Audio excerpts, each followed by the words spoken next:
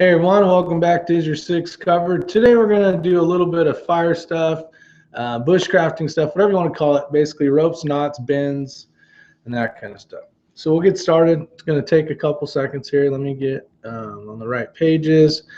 We'll talk for a little bit. I'll flip the camera around so it's going to be the correct angle to learn how to tie knots instead of trying to do it backwards on the screen. It's going to be a lot easier, a lot simpler, and I think it'll make life a lot easier. Let me see if I can find my live broadcast so I can go out there and answer questions if there's something. So let me get started here. So far it's not coming up, so it'll take a minute. But we are going to learn some different knots. Some of the stuff we've learned before, most of it we've learned before in different chats. I got a lot of people commenting and saying, do a video of just a few knots so we can practice them, that kind of stuff, instead of a 1 hour, a 3-hour chat or whatever. But basically, while I'm waiting for this thing to go, make sure you're using a good quality rope. If you're going to go rock climbing, if you're going to do any type of, live line stuff, not just tying ropes with thin knot, or tying knots with thin rope. If you're going to be on that rope or someone you know is going to be on that rope, make sure you use, some type of rope that is made for that kind of stuff. Don't want to get hurt. Don't want to fall to your death. But things to think about is in order to identify the rope, it has ratings and stuff like that. On a rescue rope or a climbing rope, you can cut through it and you'll see some flagging. You'll see it in one of my other videos. But it's a matter of knowing that the rope's good rope, knowing what year it was made, and that kind of stuff. Ways to maintain the rope. You don't want to have them directly in the sun, sitting in the sun, hanging on the side of your barn or something where the sun's hurting the mantle and the kern. Basically, don't let it get moldy. Don't let it get wet, and then wrap it up, throw it in a bag, and think that it's gonna be okay next time you need to use it, because it's gonna get all moldy. And it's going to just basically deteriorate. What else they got here? Inspecting the ropes. When you're inspecting the rope, and this is just P cord rated at 550 or 550 cord, depending on what you want to call it. But as you go down it, you're going to feel the whole length of rope, and you're going to find, or hopefully you don't find, but you could find a soft spot. And what could happen there is basically a blunt object may have cut the line. You don't see anything on the outside, but the core has been basically cut, right? So things to think about as you're going down, you're feeling for it, making sure there's nothing. You visually inspect it, you're looking for cuts, abrasions, that kind of stuff. So that's something else. And we're just basically hitting the topics.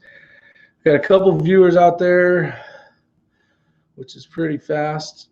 I'm trying to let me refresh this page, maybe it'll come up.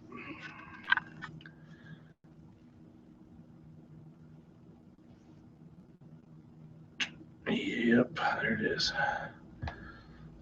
All right, let me, all right, it's muted, which is good. Nobody said anything yet in the comments. You definitely want to keep a record of it. If you went out 4 or 5 times, maybe you climbed for a couple hours, maybe you had some, questionable stuff. Maybe you fell about 2 feet, and they basically say 3 foot.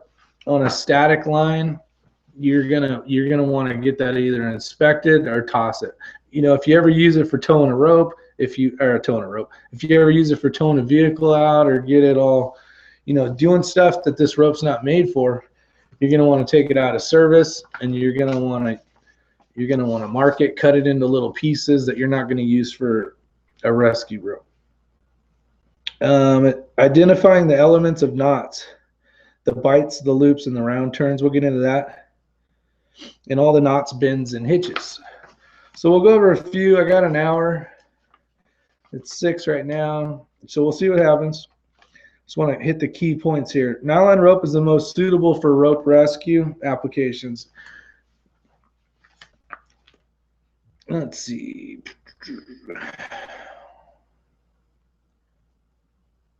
Some of the melting points.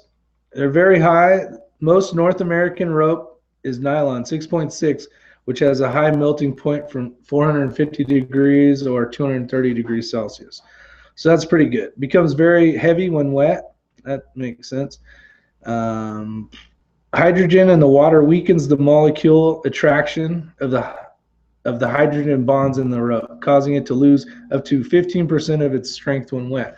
So if you're working in wet, you know, you're trying to get a safety factor, say 10, and all of a sudden it starts raining and your rope's getting just dumped on from rain, you're going to have to take that into consideration. So 15%. And it can be damaged with most acids and alkalis. A lot of ropes can. There's some poly ones that, you know, are a little bit better made for that if needed. Let's see here. We'll get started shortly. Let me type into the comment section here for everybody. And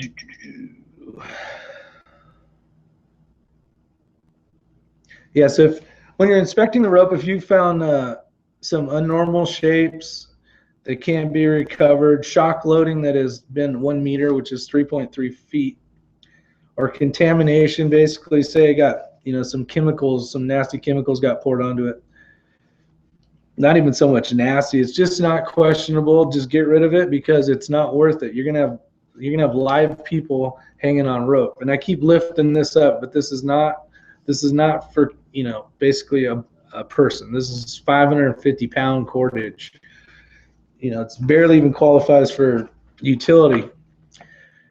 The ropes that we're looking at are, you know, 9,000, 10,000, depending on who the manufacturer is, what year it was made, and all that stuff. So, and yeah, you're basically going to lose your confidence in a rope. Say you did have a fall above or right around 3.3 feet, and then you think it's questionable. Like I said earlier, just cut that shit out and get rid of it because it's done. It's not worth the $150 that it costs to buy the rope, or depending on how long the rope is. All right, knots, bends, and hitches. I'm going to try to do something different this time. I'm going to flip the camera around, and I got some people out there. Thank you guys for showing up. And we got Blues Girl, Fuzzy to You ×2, as I say. But basically, I'm going to flip the camera around, and we'll get into some knots. And I'll try to go in the order of this old training manual, and we'll get to it. You're going to hear stuff, and like I've talked about in the past, lots of ropes. Not lots of ropes, lots of knots have the same name. So we may be tying a rope and you're, oh, I've heard of it a different way. And then you basically have a lot of different realms. You have the rescue realm, just the normal old bushcrafter style knots, and they named it. You know, you got the mariners stuff where they did a lot of stuff on the water. So a lot of those knots are combined, and there may be some different words involved into them.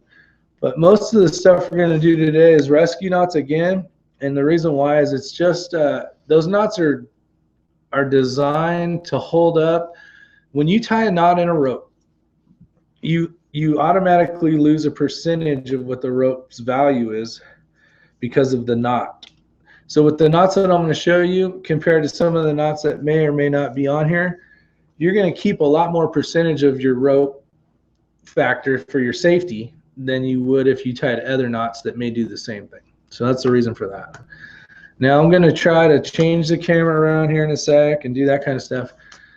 So give me a second to see if I can do this without screwing everything up.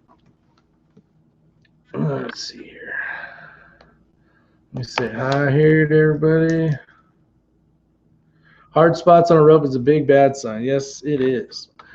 So stay tuned here. I am going to say hi out there to everybody. And then we'll get going. So let me see if I can figure this out. Dun, dun, dun.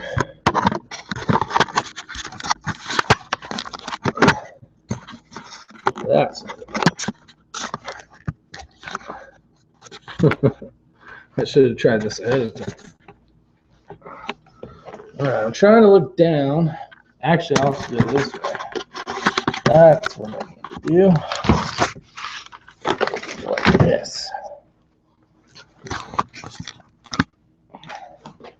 I think got some stuff on the floor. Let's refresh here. Damn it. Give me a second.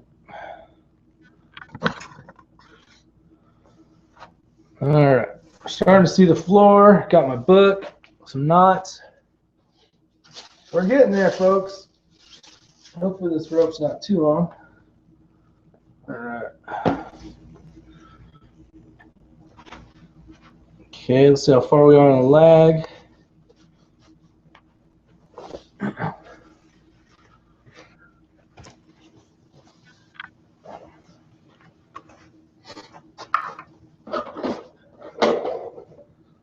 All right, so it looks like we're good. I'm walking around, which I already did a couple minutes ago, or a couple seconds ago.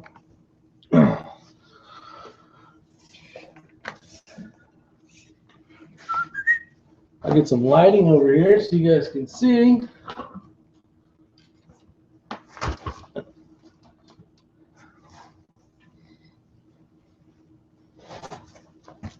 All right.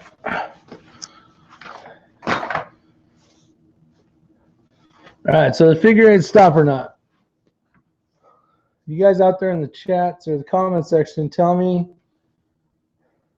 I'm going to show you my hands.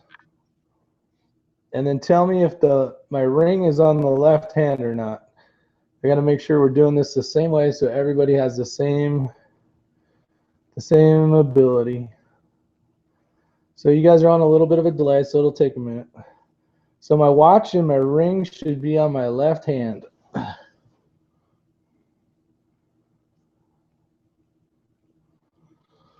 So let me go and make this small again so I can see what's going on.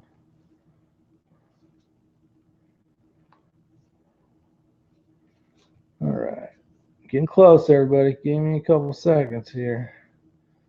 Had to move the camera around. Okay, so that's reversed. So if I do it this way, let's see.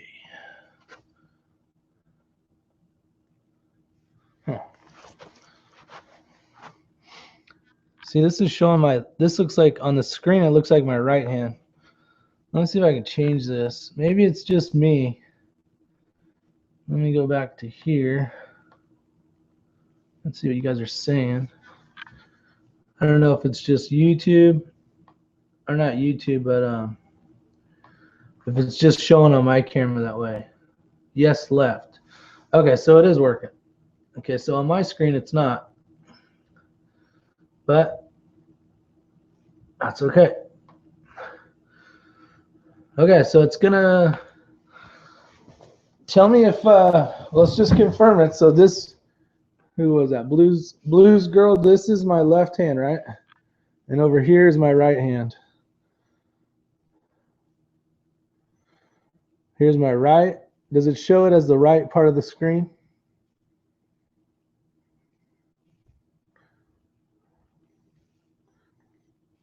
Left and right. So I'll be waiting for that response. Okay, it says yes. Thank you. All right, let's get started here. So, you guys got some rope out there? Did you guys happen to get a chance to grab some rope? If not, I'll give you a minute. And it's hard to learn how to tie a rope, some knots, if you don't have any rope with you. Let's see if I can get some extra room here.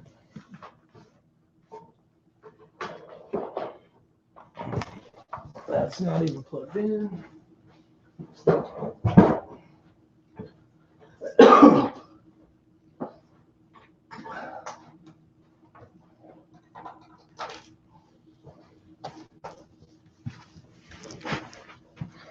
All right. So the first thing we're going to do is a figure 8 stopper knot. So in my hand, this is the bend of the rope. So we're going to be tying off. That'll be the working end. We're going to go around the back, all the way around the front, and then up through, and you'll see an 8. And this is a figure 8 stopper knot.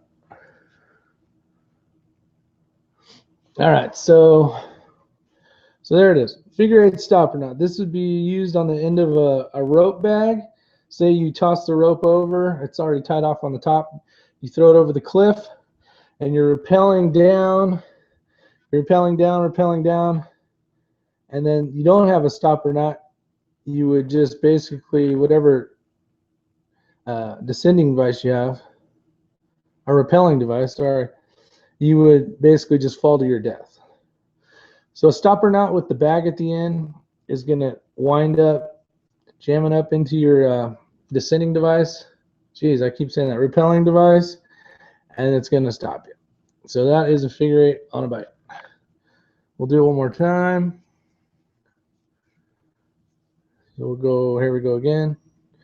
I have the rope in my left hand. I reach around the back. I go around the front, around the back again, and pull it, and then you have a figure 8 on a bite.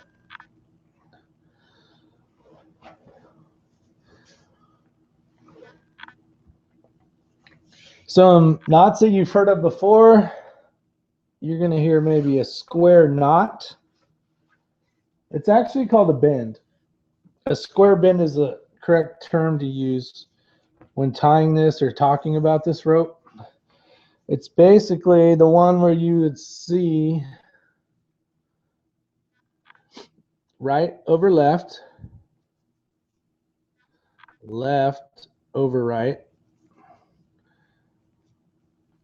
and that is a square bend. The reason why it's a bend, and you'll get into it later, is when you have opposing tails, you'll know it's a bend. A figure 8 bend, you know, there's a lot of different knots where you're going to have a tail on 2 sides. So we'll tie that again. You have right over left and left over right. Now you'll know the knot is tied correctly if you can do this. Oops, let me get it back up in the screen here. If you can do that, you know it's tied correctly. This knot, a lot of people know, this is not a very good knot. Well, it's a bend anyways, but it's not a great knot because it slips pretty easy. Okay. Now you can always tie an overhand over this and make it more secure, but we'll get into that stuff later. So that is a figure 8, or I'm sorry, a square bend. One of the simplest knots to do. A butterfly knot. A butterfly knot is a knot that you can use directional or multi-directional. So you're basically, this is the end of the rope. Trying to figure out this damn camera. Yeah. Okay, here we go. Here's the end of the rope. Here's my left hand. So I'm going to go inside towards this, right? Towards the inside of my palm. I'm going to wrap inside, outside, middle. I'm going to take the outside one towards the end of the fingers. I'm going to take it over and then underneath like that.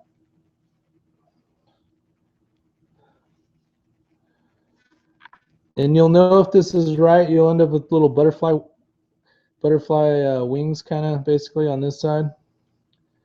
Now what this knot is designed for is it's multi-directional. So you can pull it this way and it's not going to harm the rope. You can pull it this way, it's not going to harm the rope. Or some of the knots that I'll tie, I'll show you the difference.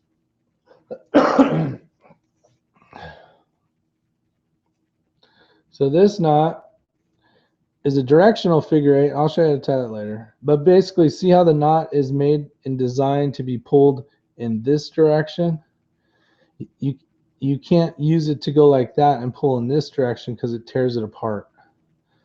Okay, so the butterfly knot is used for multi-directional. So inside, outside, middle, outside towards the fingers, over and underneath, and then you have a butterfly knot. You could chain all these together and make a ladder if you did bigger loops. Say you needed to climb something. There's better knots out there, but I'm just giving you some examples of some stuff that you may want to see. So there's that real quick. Let me jump back over here. We got some more people that showed up just to say hi. And we'll get on to the next knot. I got 7 Ace Outlaws out there. How's it going? Let's see. Drive Shaft Drew's out there. Hey, buddy. And plus you, Blues Girl 65. And some people that are just watching and not commenting, which is perfectly fine. All right. The water bend. I wish I had some webbing with me. The water bend is a knot for flat rope. A lot of people don't teach how to tie a water bend, but think of this as flat webbing. Let me get the other camera back on here. All right. So all I can say is you're going to have to think of this as flat webbing, or we're going to have to stick to a different knot. It's basically an overhand knot. Let me do it again. Get in the camera. Damn it. All right. So I just go around my fingers and tie it like this. Remember, this is webbing. This is flat webbing. And then I'm just going to follow this back through. And then you would make it flat so it would be nice and cleaned up. And now if that was webbing, these would be intertwined one on top of each other so it was flat. That's probably not a good knot I should have used. Let me see if I can show you a picture here. 3 minutes, one. Give me a second. Nope, no picture on that. So an overhand knot, we don't so much use. It's basically a knot that looks messed up, but we do use it for after we tie a knot as more of a safety. So an overhand knot is simply you just basically go over and do that. This is a knot that we can talk about for a second. When you screw up the square bend or the square knot, depending on where you're at, say you go left over right and then right over left, right? See how they're not the same and they don't slide? They slide, but they're not made right. One of these should have been on this side, and both of these should have been coming out the same thing. And it doesn't hold very well. But I was trying to give you an idea of an overhand knot and how it would work. But hold on a sec here. Click on here so I can see what I'm doing. See if I'm in the camera. All right, so let's do a figure eight stop or figure eight on a bite. So basically, remember we did a figure eight. Okay, we're going to do the same thing now, but with 2 ropes. So make it a little bit longer, and then we'll bend it over. So now you have a bite over here on the right side, and you have the tail down there. So you're going to go around again, go around the back side, go around the front, come around the back again, and go like that. Now this is the knot we use for a lot of stuff in the rescue. Basically, this is where we attach a carabiner to maybe an anchor strap, whatever the case is. But we're gonna go in here and clip the carabiner. Now this is where I was saying you could do an overhand knot as a safety. These knots are very safe, don't really need to be tied with the safety, but if you have extra rope, like this would be ugly and be retied. This would obviously not look like this, but that's something you can do as well. So that's it. That's the reason for the overhand knot. But that's nice, looks good, everything's cleaned up. And that is a figure 8 on a bite. Now we'll do it one more time. Basically I have one rope. I'm going to fold it in half. And then I'm going to fold it in half again. I'm going to reach around the back, go around the front, go back around to the back, and come up. Now if you did it wrong and you didn't go all the way around the back, you would basically end up with an overhand. It'd basically be with the bite. This would be the bite, and that would be the overhand. It's one more round, so you have to go all the way around in order to get the 8. And this knot's a great knot because as it captures and goes around the rope, it's a nice round surface, so you're keeping a lot of the tensile strength of your rope. You're not losing too much. Some of these knots that are designed, people have made, they have names, been around for a long time, and they work well for certain stuff, but they're so crimped on one end that it definitely takes away quite a bit of percentage of the rope. So that one's pretty easy. Now figure 8 follow through. Remember I said we could tie a carabiner here to an anchor strap, and then the anchor strap could go around the tree. Let's get a little simplified. Maybe we don't have any gear available, but we just have very minimal gear. We could go around a tree. So if this was the tree, and we made that figure 8 bend, or figure 8 follow through, geez, figure 8 on a bite, I mean. All right, let me clean that up. That looks pretty bad. Okay, and say this was a huge tree. Obviously, I can't pick the tree up, put it in there, and go around it. Can you see that? Yeah, there we go. So I can't pick the tree up and put my rope around it, and then I have an anchor. And the tree is way too tall and too big. I can't go around it like this from the top of the tree and all the way down, because I'd probably use all my rope. So what we're going to do is a figure 8 follow through. So now what we need to do is, say you want to go around an object, and we'll just pretend this is it, and I'm not going to hold it. Actually, I can use this, I guess. So I got a glass there. Let me get it over here so you can see it a little bit better. Okay, so here's the end. Here's the end of the rope. So I'm going to tie a figure 8 stopper knot right here. So I'm going to go around just like we did before, through. Now I have a figure 8 stopper knot, basically in the middle of a rope. Let me get rid of this crap so you guys can see a little easier. Dun, dun, let's see. All right, turn that off. That'll help. And now what I'm going to do is I'm going to go around the tree. I'm trying to make sure it's in frame here. I'm going to go walk around the tree and come back, and I'm going to follow this rope exactly how it was. So I'm going to go around that, I'm just going to follow this one. Then I'm going to go around this where that bite is right there.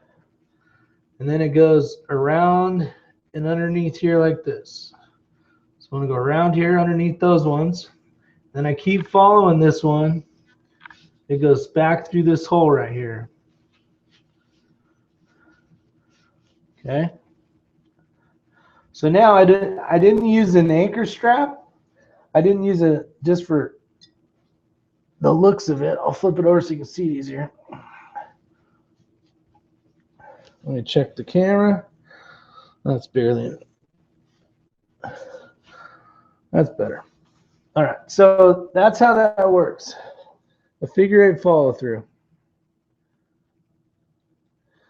So with this knot alone, you just used a couple less items. You used one less anchor strap, and you used one less carabiner. So back to minimalistic. But that's what that looks like. Okay, we'll do it one more time. I'll try to tie each knot twice. So I know I'm going to go around this object, so I need a figure-8 on a bite. I walk around the tree, the big old pillar, whatever's bomb-proof that you feel like you can rappel from. And then I follow this rope back. So that goes that way, comes around, back through here, and like that. Clean this up.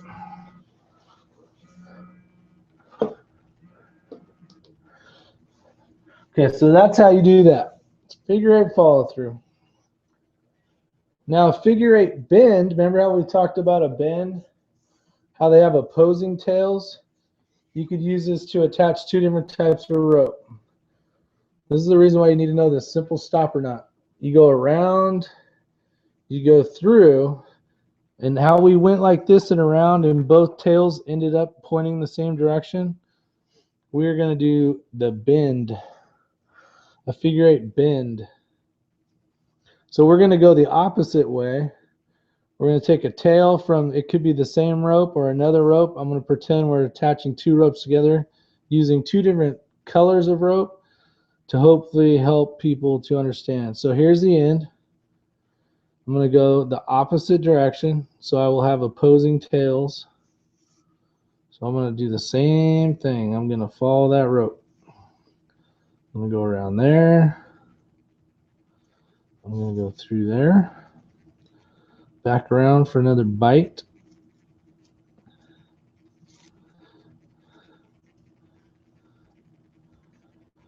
Now this rope, like I said earlier, is made to join, and there's more knots, to join two ropes together. So that's basically it. That's a figure-8 bend. Now the ends are long. You could wrap it a couple times, do like a double overhand. Put it through here. Oh, that didn't turn into a double overhand. Well, there's a single overhand.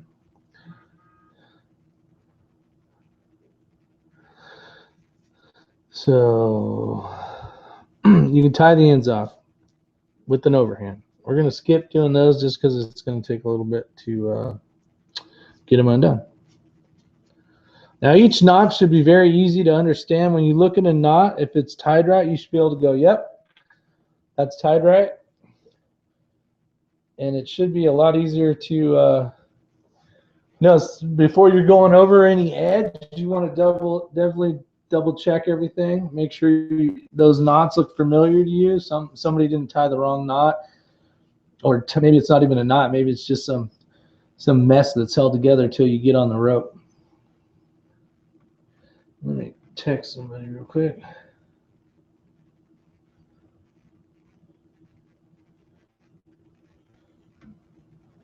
Okay, so that's it for that. Move on to the next knot. We'll do we can do a double loop. It's basically a double figure-8 on a bite. So basically we did a figure-8 on a bite and it went around, back around from the back side. That's a figure 8 on a bite. Here's the bite. So we're going to do a double figure 8 on a bite. So there's going to be 2 bites here when we're done. So we're going to do the exact same thing, except as we go around, instead of going in here, we're going to put this right here like this. So it's just sitting on top. I'm going to grab these 2 pieces, right? I flip that over, put that at the bottom, and pull. Now we have a double figure 8 on a bite. So you'll have 3 ropes on the bottom, and you'll have 2 here. So a double figure 8 on a bite. Let's do that again.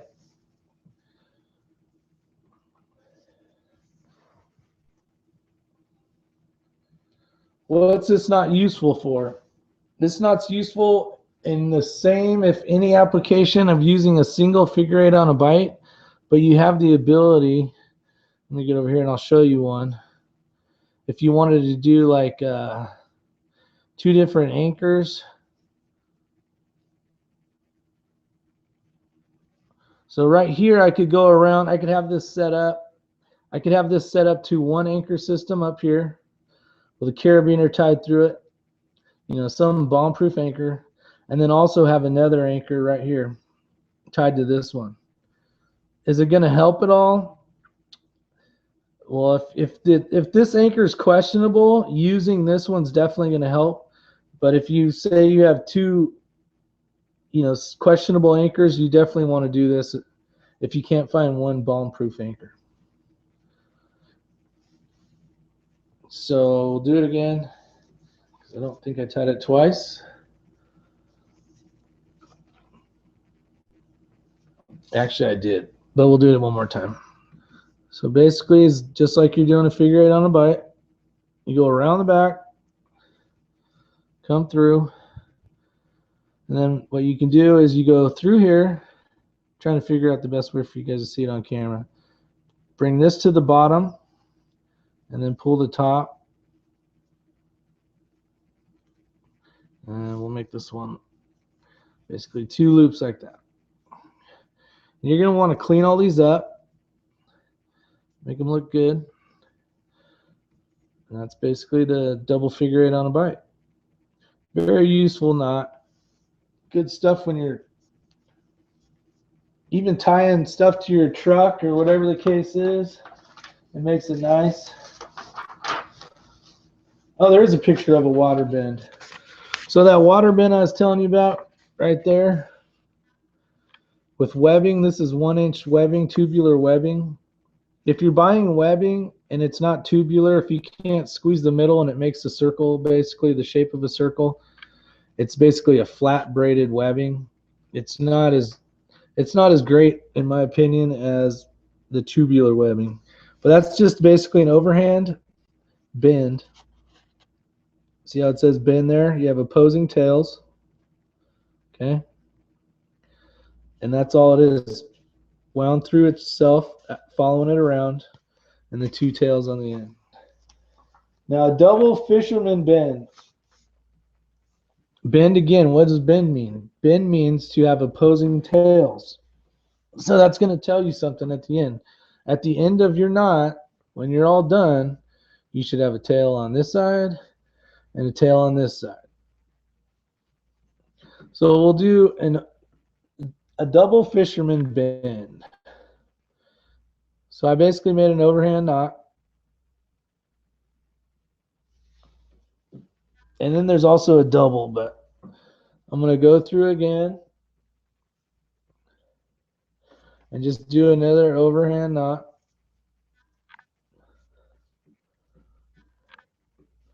And as you pull these together, they're basically going to tighten up. Let me do this real quick.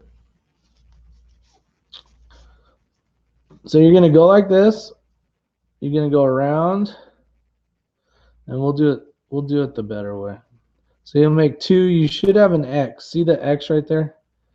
You're going to see an X. You can have this line and that together with this one makes an X. As you pull on it, you'll see that. Now on this side, you're going to do the exact same thing. And a lot of people just flip it around. No use trying to learn a knot again. So you go around. Here's your bite. You go all the way around it. And you lift that up. And you put the tail through that loop and that loop. And then you end up with the X again. And then you'll know it's right if you can go like that. Oops.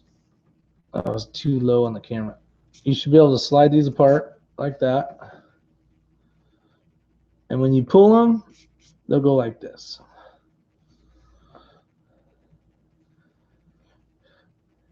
So the X and the X should look like this together, not like where one's tied that way and one's tied the other way. These two X's, there's that little hole right there, and they kind of just mate in there and make a nice looking thing. Now when you tie these, the harder you pull, the tighter the knot gets, the stronger the knot gets. But you basically want 1 inch from here.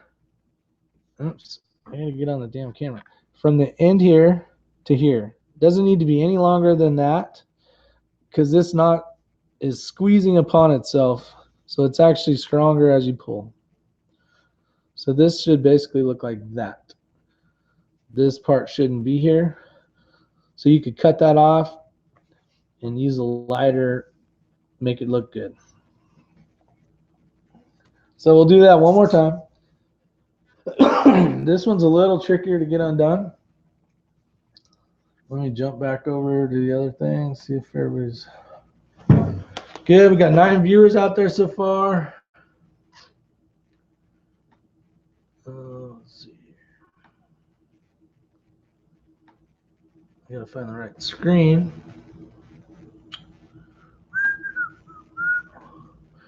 All right, there's everybody. We got 8 HRM weapons machinist. Captain Pizza got a new icon, it looks like. Yep. Can't tell what it is offhand, but drive shaft Drew, musket. Oh, musket of 1776 is in the house. And for the most part, the same group, which is cool.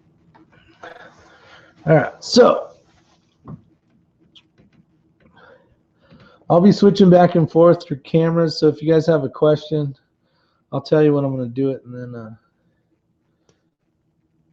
right now I can't read the comments, but I'll get back to you guys in a second.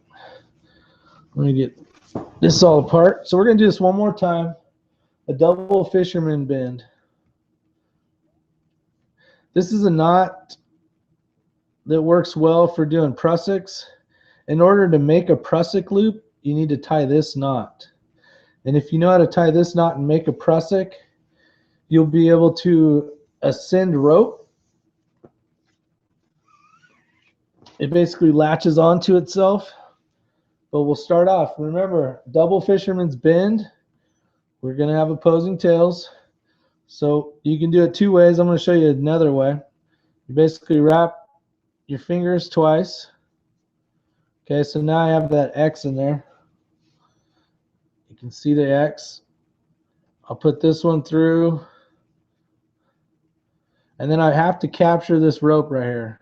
This one's going to capture and squeeze on this one. Damn it. Camera's killing me. Okay, so this blue rope is going to squeeze onto this pink rope. So when I do the wraps, I need to make sure I'm wrapping the blue rope now. So there's my 2 wraps. There's my X. Okay. And then this one I just need to pull tight. Now if I was trying to make this fancy looking, I would feed this way down here like this.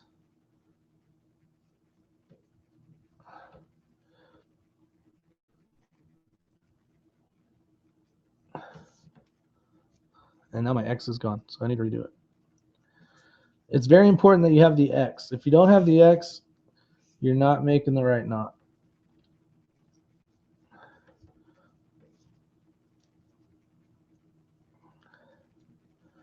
So minus the string hanging out,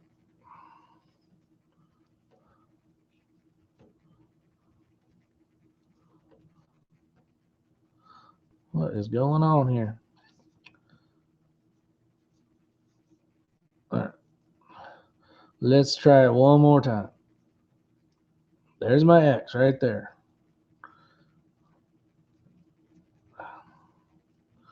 There's the X. There's the X. Okay, now as I go, we're going to merge in together, and we got ourselves a loop. All right, so that's done. Double fisherman bend.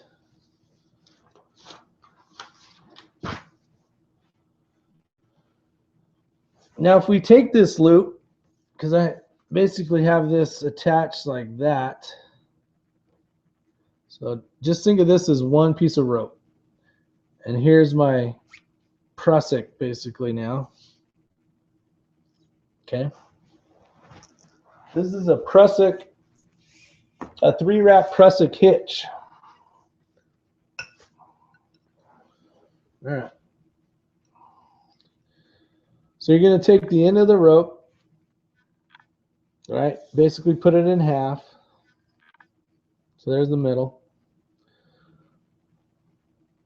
Now you can do this. This is called a lark's foot, a lark's head. Depends on what part of the world you're from. But that's basically a lark's foot. Now if you continue on, you're going to have a prusik hitch. What the hell's the end of it? Okay, and a prusik hitch looks like this. But we're going to do a triple rack prusik. So this is 2. This is a prusik hitch. So we have a lark's foot, a prusik hitch, and now we're going to have a triple wrap prusik hitch. This is what we use. We use 9mm cordage, and we put it on 12mm rescue line. Okay. So this, I did it like this so you guys could see 3 wraps. You got 1, 2, 3. This is all one piece of rope. We just glued it together, melted together basically. That's a prusik hitch, a 3-wrap prusik hitch. So let's do that again. This is the knot you would use. We use it for basically using on a, if my thumb was the main line, I need one more here. There we go. If my thumb was the main line or rescue rope, we have the ability, let me clean this up because I don't like how it looks.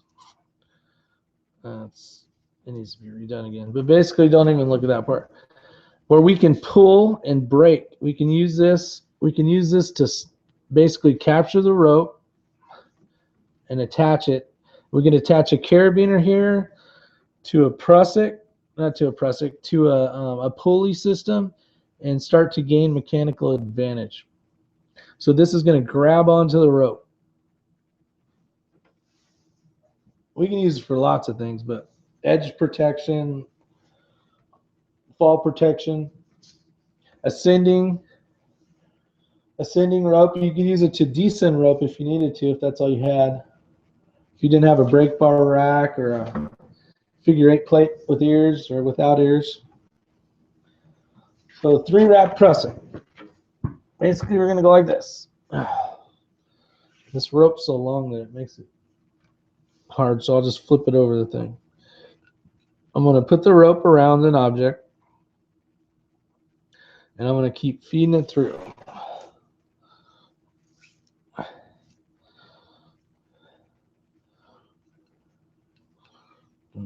Okay, so there's 1, lark's foot. 2, if I wanted to. Okay, there's 2. That's a prusik hitch, and then a 3-wrap prusik is this. So now I have 3 and 3.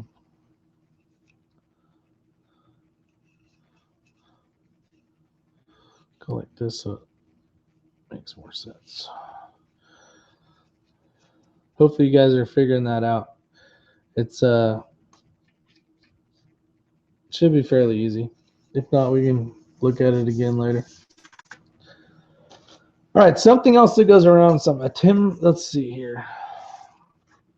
Another knot to learn. And I got a little bit longer, and then I got to get cracking on dinner.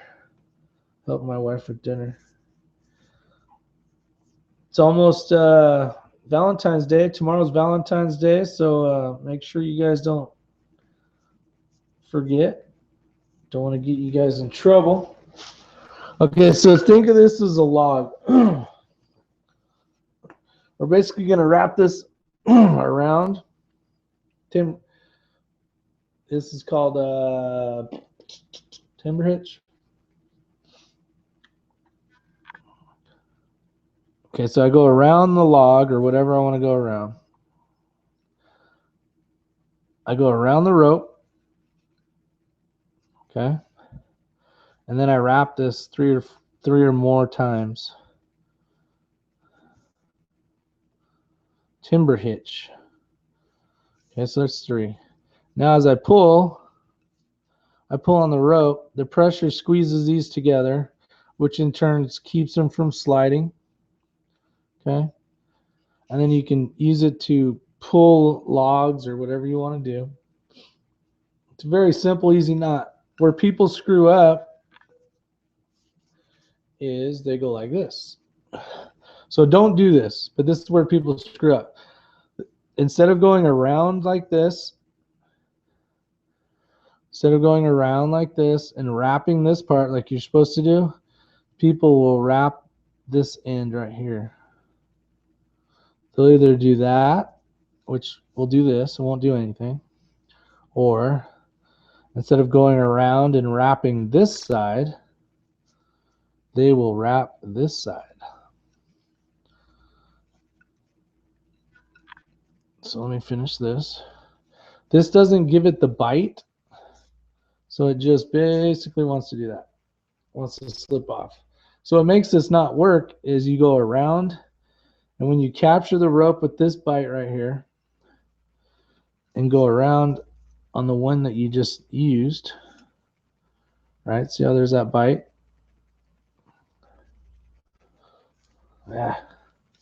Sorry about the camera work, guys. So this, when you pull it, is going to capture it, and it's not going to fall apart because these are all getting squeezed together.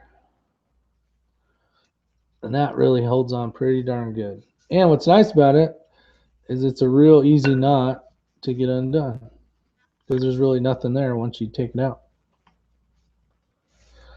The famous clove hitch. Oh my goodness, everybody should need to know this one. Clove hitch. You have an object. And usually this works on good round stuff, whatever the case is. Here's the end of my rope. Let me make sure I'm in the screen again. I'm going to go over the object all the way around, and I'm going to do that silly X again. Is it showing? Then I'm going to put this through here, and I'm going to pull down on that.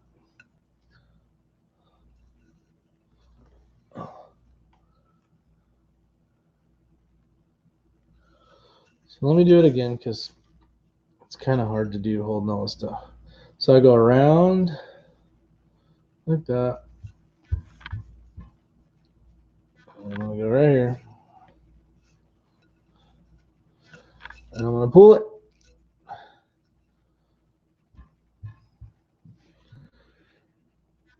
Actually, I think the blue rope would work better for this.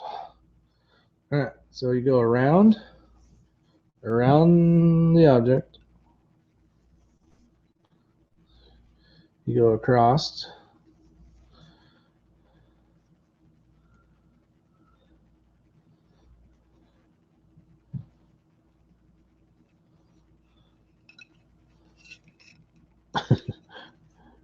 That's what you end up. Now, if you want to tie this off, a lot of people don't tie this off, but this ain't a very good knot. Once you start working it like this, you know, something big, see how this rope's getting shorter? Okay, we just slipped and died. We don't want to use that knot for rescue stuff. This is more like non-important camp knot would be the best bet. That doesn't look good. It's hard to hold the bat and try to tie the knot for you guys. So go around, go over.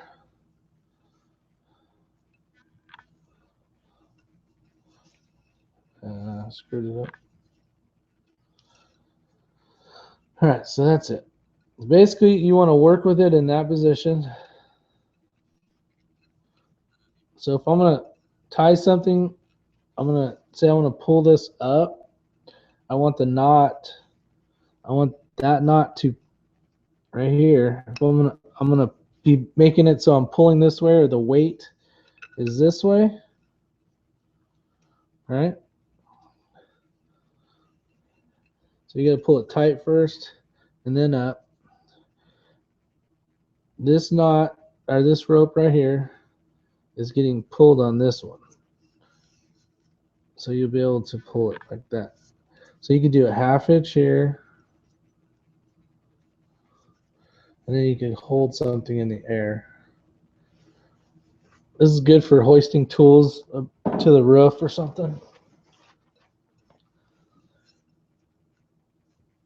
But I think I'm going to have to redo this video because I'm going to try to do it where the camera is a lot easier to do. So I'm going to jump out here, say hi to everybody real quick. I'm going to get my stuff together and do a better job. Sorry, buddy, I'm all out of time. I have to watch later. Wife says dinner's ready, good to go. Teaching good stuff lately. Thanks, buddy. Use that knot to tote a big fish home. There you go. Yeah. Is the baseball bat for home defense? I had to get this out of my son's thing.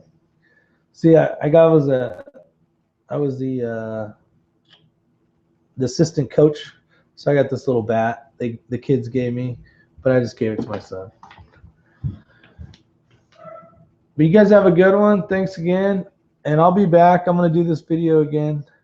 I'm not liking how it came out, so I'll see you guys a little later.